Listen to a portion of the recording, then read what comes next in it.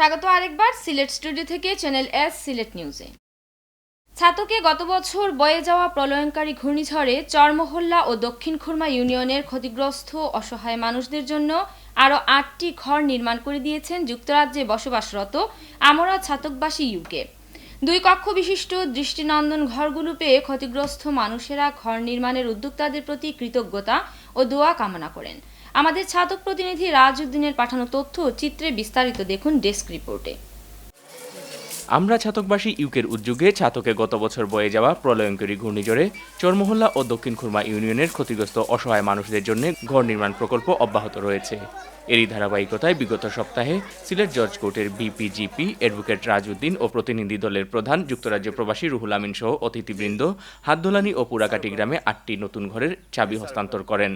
এই ঘর নির্মাণের দাতারা হলেন রুহুল আমিন, কাজী রেজিয়া নূর, শাহ তফসুদ আলম, শাহজাহান তালুকদার, ওমর আলী, হোসেন আহমদ, সুফি তালুকদার, হাজি গয়াস মিয়া ও ছাতক সুরমা যুব পরিষদ ইউকে। মাথা গুজার ঠাঁই পেয়ে এবং 2 কক্ষ বিশিষ্ট দৃষ্টিনন্দন ঘরগুলো পেয়ে ঘর নির্মাণের উদ্যোক্তাদের প্রতি কৃতজ্ঞতা প্রকাশ করেন ক্ষতিগ্রস্ত মানুষেরা।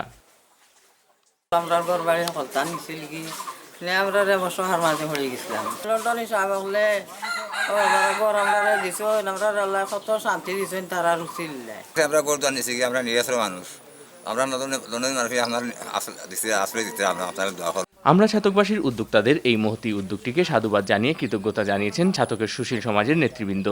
প্রবাসী ছাতকবাসী এই গ্রামে কিছু ঘর বাড়ি তৈরি করে দিচ্ছে এবং যা আমরা উদ্বোধন করলাম এবং আরও নতুন করে কিছু ঘর তৈরি করতেছে।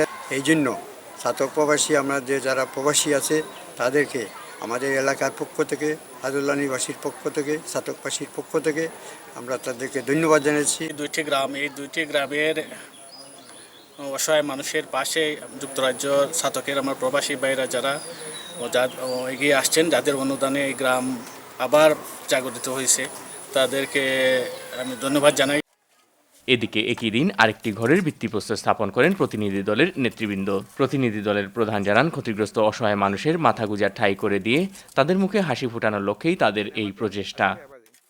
আমরা ছাতকবাসীর পক্ষ থেকে আজকে আমি কয়েকটা বাসস্থান উদ্বোধন করতে পেরে খুবই আনন্দিত। আমি প্রথমে মহান আল্লাহ তাআলার সর্বশুকরিয়া আদায় করছি।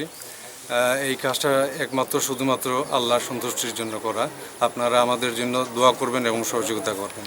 এ সময় আরও উপস্থিত ছিলেন অ্যাডভোকেট আশিক আলী, সেনা কর্মকর্তা আব্দুর রব পারভেজ, অ্যাডভোকেট আলাউদ্দিন ও আব্দুস সুবহান। Moinuddin Manju, channel S news desk.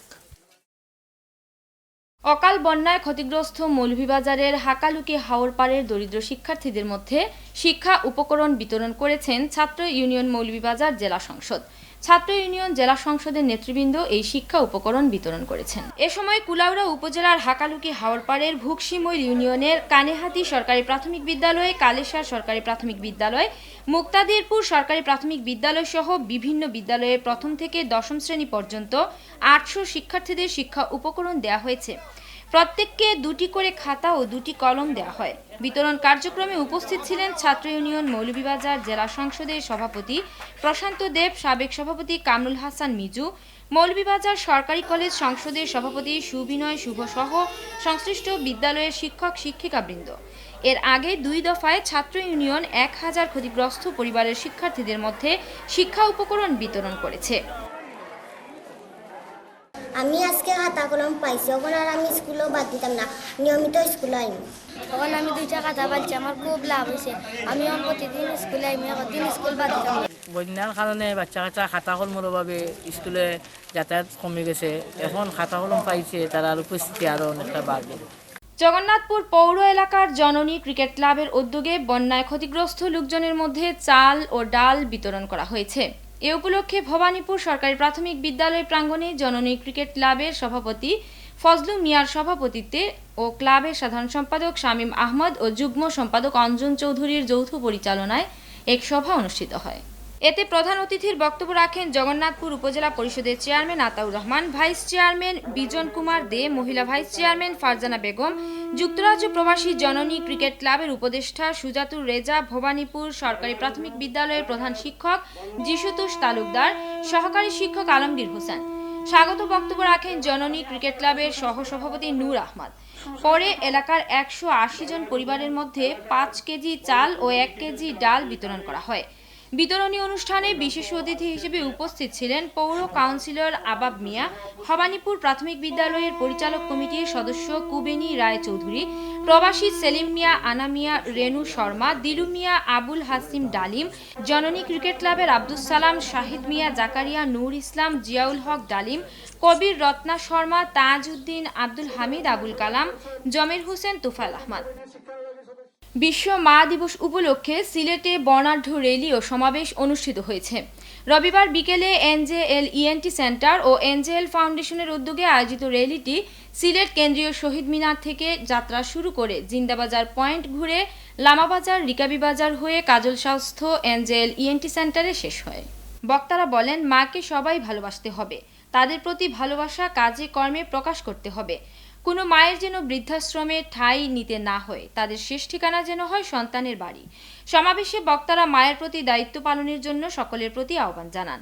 এ সময় বক্তব্য রাখেন এনজেএল ফাউন্ডেশনের চেয়ারম্যান, সিলেট ওসমানী মেডিকেল কলেজের সহকারী অধ্যাপক, নাক কান গলা বিশেষজ্ঞ laser surgeon doctor Nurul Huda Naim, secretary general advocate Rezaul Karim, NJL গর্বিত মা বাবা সম্মাননা অনুষ্ঠানের আহ্বায়ক অ্যাডভোকেট আব্দুল মুকিত ওপি, শাহজালাল বিশ্ববিদ্যালয়ের জেনেটিক ইঞ্জিনিয়ারিং বিভাগের সহকারী অধ্যাপিকা জুবেদা কনক খান, ওসমানী মেডিকেল ইএনটি বিভাগের চিকিৎসক ডক্টর দেবাশিস সহ আরও অনেকে। বেশি করে আমরা মা বাবার কথা মনে করি বা স্মরণ করি, তাহলে হয়তো আমাদের সমাজ থেকে বৃদ্ধাশ্রম একসময় চলে যাবে। আমরা মনে করি যে আমাদের সন্তানের গৃহ যেন হয় মা বাবার জন্য একটা আদর্শ জায়গা, একটা শান্তির জায়গা। চা বাগানে ঘেরা প্রাকৃতিক সৌন্দর্যের মাঝে গড়ে ওঠা সিলেট আন্তর্জাতিক ক্রিকেট স্টেডিয়ামে 2014 সালে টি-20 বিশ্বকাপ ও 2016 সালে যুব বিশ্বকাপের পর আয়োজন করা হয়নি আর কোনো আন্তর্জাতিক ক্রিকেট ম্যাচ। পানি নিষ্কাশন, ক্রিকেট পিচের সংখ্যা বাড়ানোর পর এবার স্টেডিয়ামে গ্যালারির আসন সংখ্যা বাড়ানো হচ্ছে প্রায় 5000টি। স্টেডিয়ামে দর্শক ধারণ ক্ষমতা বাড়ানোর ফলে আগামীতে আবারও আন্তর্জাতিক ম্যাচ আয়োজনের অপেক্ষায় সিলেটের ক্রীড়াপ্রেমী মানুষ। বিস্তারিত মুস্তাফিজ রুমানের রিপোর্টে, ক্যামেরায় ছিলেন বেলাল আহমদ। সিলেট আন্তর্জাতিক ক্রিকেট স্টেডিয়াম গ্রিন গ্যালারি সমেত বাংলাদেশের একমাত্র স্টেডিয়াম। প্রাকৃতিক সৌন্দর্যের কারণে দক্ষিণ এশিয়ার সেরা ক্রিকেট স্টেডিয়াম হিসেবে স্বীকৃতি আদায় করে নিয়েছে শুরু থেকেই।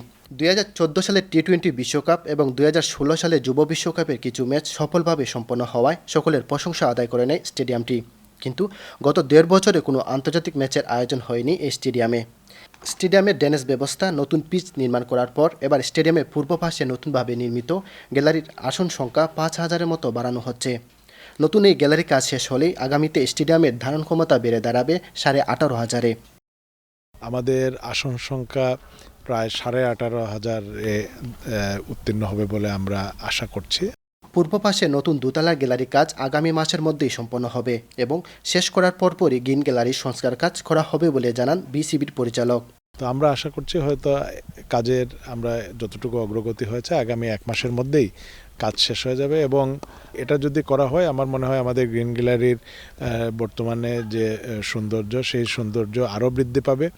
সিলেটের ক্রীড়াপ্রেমীরা আশা করছেন স্টেডিয়ামের সংস্কার কাজ শেষ হলেই সিলেটের মাঠে আবারও আন্তর্জাতিক এবং বিপিএলের ম্যাচ দেখতে পারবেন তারা। আমরা সিলেটের ক্রীড়ামন্ত্রী যারা আছে আমরা বিশ্বাস করি এবং আমরা আশা করি যে খুব শীঘ্রই আমাদের সিলেট এই আন্তর্জাতিক ক্রিকেট স্টেডিয়ামে আগামী আন্তর্জাতিক ম্যাচ এবং বিপিএল খেলা অনুষ্ঠিত হবে। বাংলাদেশে যে কোনো সিরিজই হোক যাতে এই সিলেট ভেন্যুকেই প্রথমে বেছে নেয়। টি-20 বিশ্বকাপ দিয়ে আন্তর্জাতিক অঙ্গনে পা রাখে দেশের অন্যতম সেরা স্টেডিয়াম। কিন্তু গত 1.5 বছরে বিপিএল কিংবা আন্তর্জাতিক ম্যাচ আয়োজন না করায় অনেকটাই হতাশ হতে হয় সিলেটের দর্শকদের। তবে নতুনভাবে নির্মিত গ্যালারির আসন সংখ্যা বাড়ানোর ফলে আগামীতে বিপিএল এবং আন্তর্জাতিক ম্যাচ আয়োজন করা হবে এমনটাই প্রত্যাশা করছেন সিলেটের দর্শকরা। Mustafiz Ruman, channel S news, Sylhet. এর সঙ্গে শেষ করছি সিলেট স্টুডিও থেকে channel S Sylhet news. Sylhet বিভাগের প্রত্যন্ত অঞ্চলের খবর জানতে চোখ রাখুন চ্যানেল এস এর পর্দায়। এতক্ষণ সঙ্গে থাকার জন্য ধন্যবাদ। আল্লাহ হাফিজ।